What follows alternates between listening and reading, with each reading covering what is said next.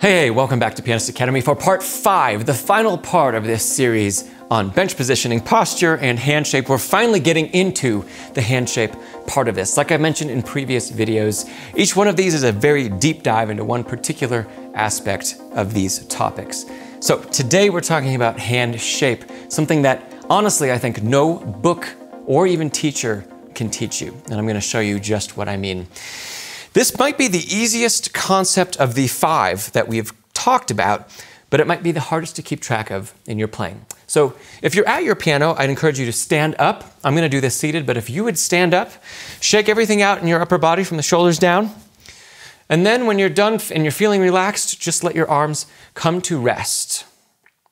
Now, I'm going to stand up and show you what my hands look like. You can see the shape of my right hand. That is my hand in its most relaxed, natural position. It's the position that it takes when it is not doing anything and it has let go of all tension. So if I come back to the piano, I hinge just at the elbow and I place this hand shape on the keys. That's what it looks like. That's our optimal hand shape. Notice how it is not gripping anything. It's not holding anything. It's not over curved. We're going to come back to that in a second. So lesson books all the time, they describe hand position with pictures of it that are sometimes okay and sometimes really not okay. And one other lesson book in particular that comes to mind talks about hand shape being like holding a bubble. Now, anytime I hear that word holding, I think about grasping something. And in order to hold something, I have to come around the object. I have to hold on to it.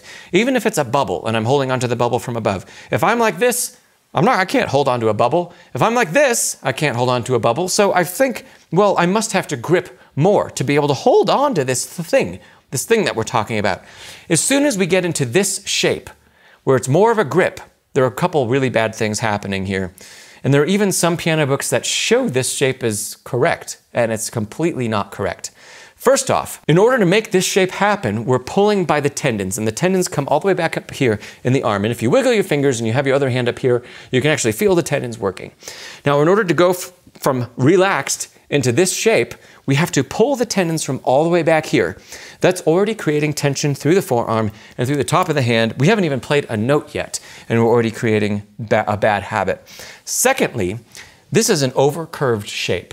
And over-curving is not only, it's going to make us play with the bony parts of our fingers, which could eventually, if you practice long enough and you're playing hard enough, you could bruise the tips of your fingers, and that could cause soreness. For the ladies out there with longer fingernails, it's not uncommon to hear fingernails clicking on the keys with over-curved fingers. So immediately we have 3 things that we want to get rid of. Over-tension, tension from pulling the fingers into this shape, playing on the bony parts of the fingertip, which is one, going to cause soreness and potentially bruising of the fingertips. Also, it's not good for our tone. The more that you learn about tone, the further on that you study.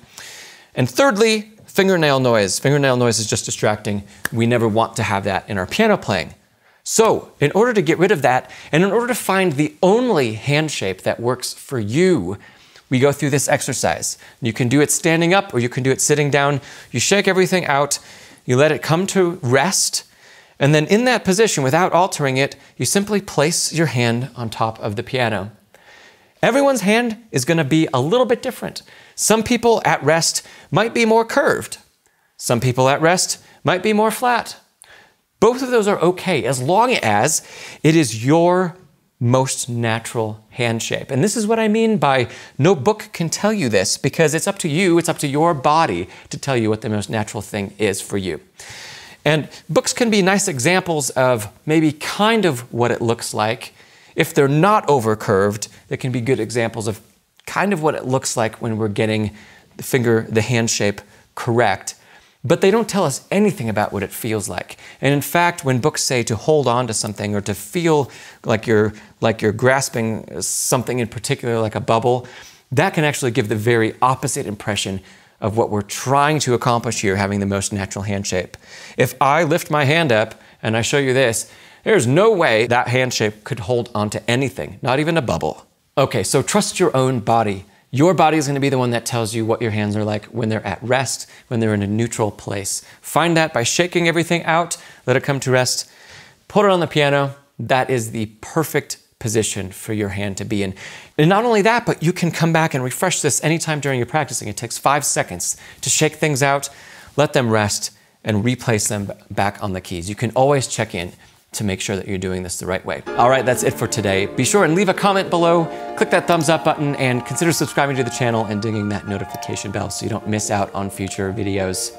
As always, remember, practice smarter, not harder, and I'll see you next time you visit Pianist Academy.